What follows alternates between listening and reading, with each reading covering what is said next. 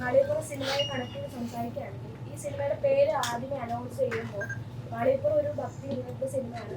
ഇത് ജയ് ഗണേഷ് എന്നൊരു പേര് വന്നപ്പോൾ ആളുകളിൽ ഒരു തെറ്റിദ്ധാരണ ഉണ്ടായിരുന്നു, ഇത് ഭക്തിപടമാണോ എന്നുള്ള തെറ്റിദ്ധാരണ ഉണ്ടായിരുന്നു. പിന്നീട് അറിഞ്ഞ പോസ്റ്ററിലാണെങ്കിൽ അങ്ങനെ ഒരു ധാരണ ആളുകളിലേക്ക് ഉണ്ടായി. അപ്പൊ എന്തുകൊണ്ടാണ് ജയ് ഗണേഷ് എന്നൊരു പേര് വരുന്നത്? അതിന്റെ ഏറ്റവും സിമ്പിൾ ആയിട്ടുള്ള ആൻസർ ഈ സിനിമയ്ക്ക് ഏറ്റവും ചേരുന്ന പേര് അതായിരുന്നു എന്നുള്ളത്.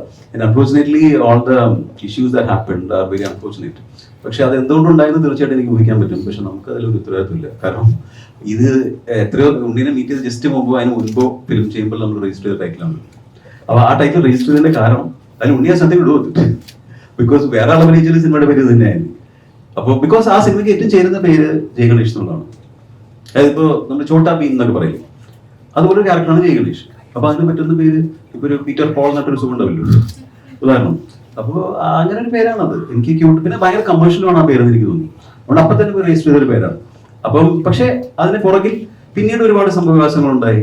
അപ്പൊ അത് കാരണം നമ്മൾ പിന്നീട് ഒരു സിനിമ അനൗൺസ് ചെയ്തപ്പോൾ ആൾക്കാർക്ക് സ്വാഭാവികമായിട്ടും സംശയം ഉണ്ടായത്. അതിനെക്കുറിച്ച് നമുക്ക് പരാതിയൊന്നുമില്ല. പക്ഷെ ഇപ്പൊ ആൾക്കാർക്ക് അത് ക്ലിയർ ആയി വിശ്വസിക്കുന്നു.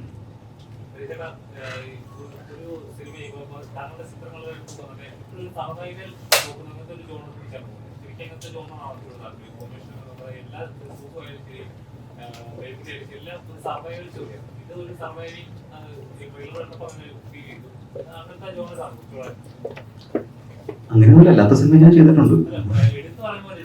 ആ ആയിരിക്കാം, അപ്പൊ നിങ്ങളാണ് അത് അനലൈസ് ചെയ്യുന്നത് കാര്യം. പക്ഷെ എനിക്ക് തോന്നുന്നു ആ സിനിമകളിലെല്ലാം പല തരത്തിലുള്ള സർവൈവലാണ്. ഗണേഷ് വേറെ രീതിയിലുള്ള സർവൈവലാണ്. അങ്ങനെ തന്നെ ഡിഫൈൻ ചെയ്യണം. അങ്ങനെയല്ല, നമുക്കൊരു കഥയാണ് എപ്പോഴും അതിന് ചെയ്യാൻ താല്പര്യം തോന്നുന്നത്. അപ്പൊ അത് നമ്മൾ ചെയ്ത സിനിമകൾ ഡിഫറെന്റ് ആണോ തീർച്ചയായിട്ടും ആലോചിക്കാറുണ്ട്. ഒരുപോലെ ഉണ്ടെങ്കിൽ ചെയ്യാറില്ല.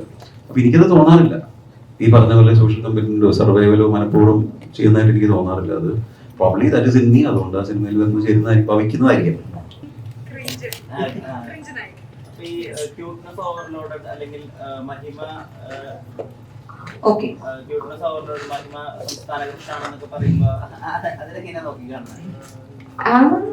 അതിന് ഞാനങ്ങനെ പ്രത്യേകിച്ച് അങ്ങനെയൊന്നും നോക്കിക്കാണുന്നില്ല.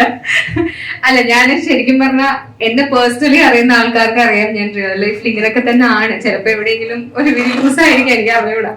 ഞാൻ ഇങ്ങനെയൊക്കെ തന്നെയാണ് ഞാൻ സംസാരിക്കുന്നത്. ഇപ്പം ഞാൻ അങ്ങനെ ഫിൽട്ടർ ചെയ്ത് സംസാരിക്കാറില്ല. ചിലപ്പോ അതിൻ്റെതായിരിക്കാം.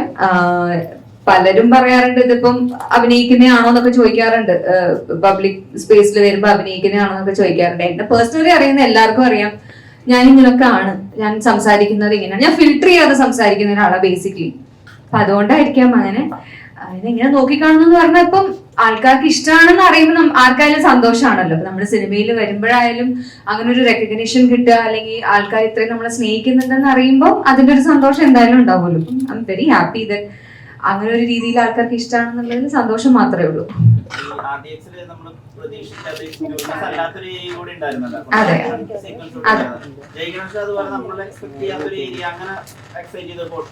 ജയ് ഗണേഷിലെ ക്യാരക്ടർ നിധിയും RDXന്റെ ഒരു സാമ്യം ഉണ്ടാവില്ല.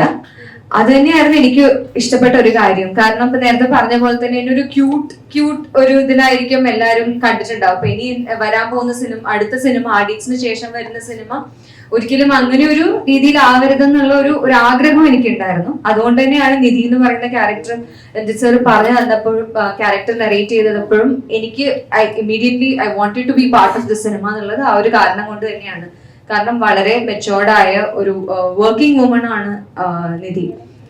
ഭയങ്കര ബോൾഡായ സ്വന്തം കാലിൽ നിൽക്കുന്ന ഒരു കുട്ടിയാണ് നിധി. അപ്പം ആ ഒരു വേരിയേഷൻ RDXലെ ക്യാരക്ടറിനും നിധിക്കും അങ്ങനെ ഒരു വേരിയേഷൻ ഉണ്ടാവും. അതുകൊണ്ട് തന്നെയാണ് ഒരു ഈ പ്രോജക്റ്റിൽ ചെയ്യുമ്പോൾ എനിക്ക് സന്തോഷം പേഴ്സണലി ആ ഒരു ചേഞ്ച് ഉള്ളത് കൊണ്ട് തന്നെയാണ് എനിക്ക് ഇഷ്ടപ്പെട്ടത്.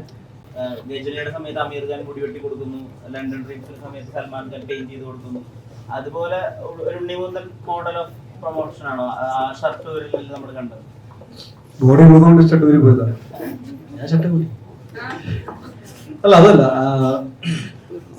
പ്രൊമോഷനായിട്ട് സംസാരിക്കാം. പ്രൊമോഷൻ അത് കുട്ടികളുടെ ഭാഗത്ത് നിന്ന് റിക്വസ്റ്റ് ആയിരുന്നു.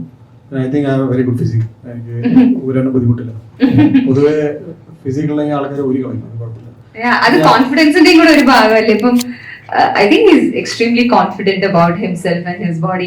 നമ്മുടെ ആദ്യത്തെ ഫസ്റ്റ് സെറ്റ് ഓഫ് പ്രൊമോഷൻ ഒക്കെ നടക്കുന്ന സമയത്ത് ഉണ്ണിച്ചേട്ട ബോഡി കാണിച്ചു തരുമെന്ന് വെച്ചപ്പോ പുള്ളിക്കാരൻ ഊരിയില്ല. then he was like ഇല്ല കുറച്ചും കൂടെ ഒന്ന് ബെറ്റർ, അത് കഴിഞ്ഞിട്ട് ഞാൻ ഊരും, ആര് ചോദിച്ചാലും ഞാൻ ഊരെന്ന് പറഞ്ഞതാ.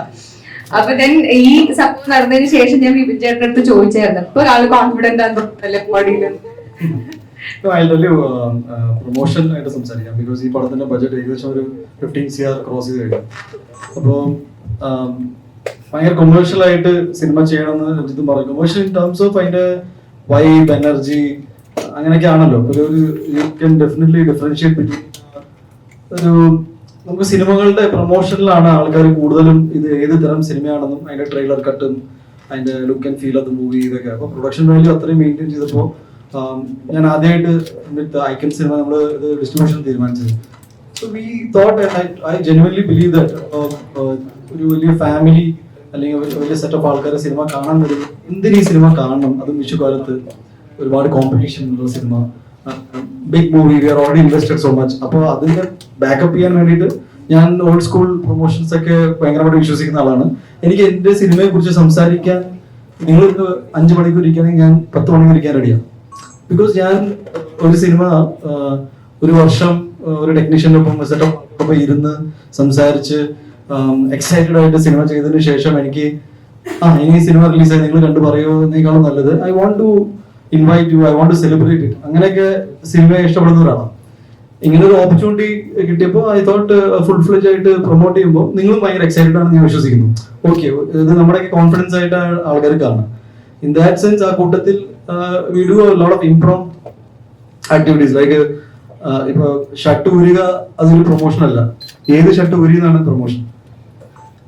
ജയഗണേഷിന്റെ ടീഷർട്ട് ആയിരുന്നു ഞാൻ ഇട്ടുകൊണ്ടിരുന്നത്. So that is more important. ഞാൻ പലതും ചെയ്തിട്ടുണ്ട് ഈ സിനിമയിൽ. പുള്ളി പറയാൻ ഒരു ഹൈബർനേഷനിലായിരുന്നു രഞ്ജിത്ത്. ലൈക്ക് ഇങ്ങനെ സ്റ്റുഡിയോന്ന് പുറത്തു നിൽക്കുമ്പോൾ പല പോസ്റ്റേഴ്സ് തിരിച്ച് ഞാൻ പറഞ്ഞത് നിങ്ങൾ അത് ചെയ്യാം.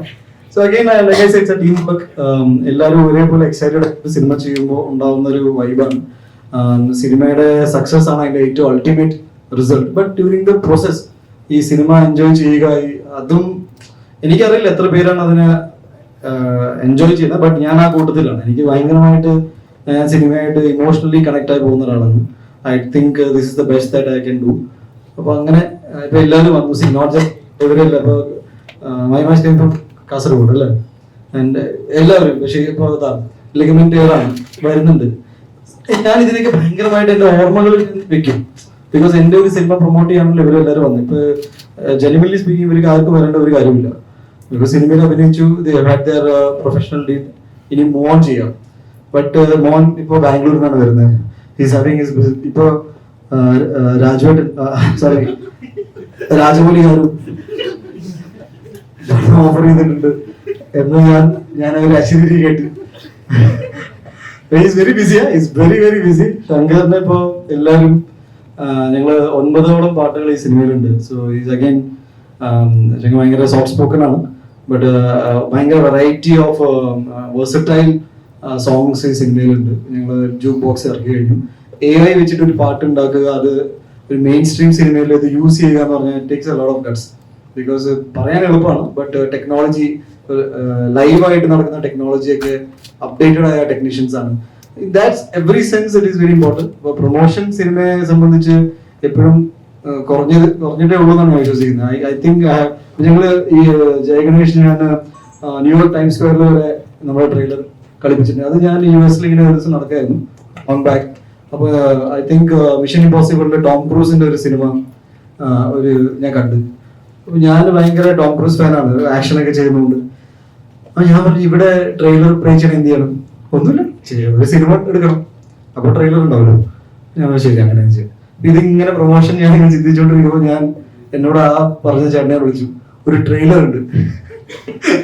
അപ്പൊ ആരോട് പറഞ്ഞു എന്റെ പടത്തിന്റെ ആണ്. അപ്പൊ ഞാൻ ദിസ് ഈസ് ഇനിയിപ്പോ ന്യൂയോർക്കിൽ എത്ര മലയാളികൾ അത് കണ്ടു എന്നല്ല, ടു ബി വെരി ഓണസ്റ്റ്, എന്റെ ഒരു ആഗ്രഹമാണ് എന്റെ സിനിമയുടെ ട്രെയിലർ നമ്മൾ കളിക്കുന്നത് വെച്ചാൽ അത് കളിപ്പിക്കണം. അത് പിന്നെ നമുക്ക് ആരോടും ചോദിക്കണം. ബിക്കോസ് പ്രൊമോഷനിൽ ഇന്നലെ ചെയ്യാൻ പാടില്ല, ചെയ്യാൻ പാടില്ല ഒന്നുമില്ല. നിങ്ങളുടെ സിനിമ പൈസ മുടക്കി നമ്മൾ വളരെ കമ്മിറ്റഡ് ആയിട്ട് ചെയ്ത ഒരു സിനിമയെ മാക്സിമം ആൾക്കാരിലേക്ക് എത്തിക്കുക എന്നാണ് ഇത്. ആൻഡ് ഈ പ്രസ് മീറ്റ് ഇപ്പൊ നിങ്ങളോട് ഞാൻ ഇത്രയും കാര്യം എന്തിനാ പറയുന്നത്, ത്രൂ യു നിങ്ങളുടെ ഓഡിയൻസ് ഈ സിനിമയെ കുറിച്ച് അറിയും. എന്നാൽ പിന്നെ വിഷുകാലത്ത് ഇത്രയും ഒരു ടാലന്റഡ് ആയ ആൾക്കാർ ഈ സിനിമ ചെയ്തിട്ടുണ്ടെങ്കിൽ ഒന്ന് കണ്ടേക്കാം. ഇതാണ് ഉദ്ദേശം. Thank you.